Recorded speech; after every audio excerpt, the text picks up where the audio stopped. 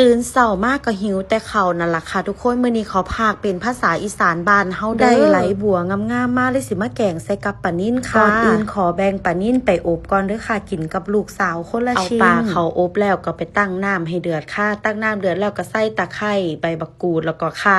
บ่ค่อยถนัดภาษาอีสานปานใดเด้บัดทีนี้นะเป็นเว้าติดๆขัดๆจังไดบ่ฮู้เด้อพากภาษากลางแล้วกันเด้ออันนี้ก็ตำพริกหอมแดงแล้วก็กระเทียมนะคะทุกคนแล้วก็ไปละลายในน้ำอยากบอกว่าตอนนี้หูตาแสบไปหมดแล้วค่ะทุกคน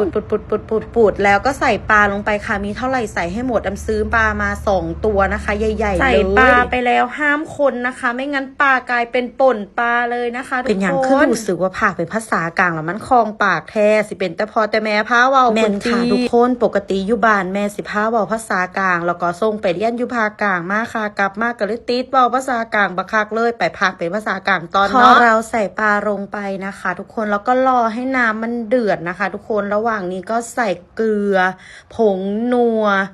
ผงนัวแอมใส่ไหมวะ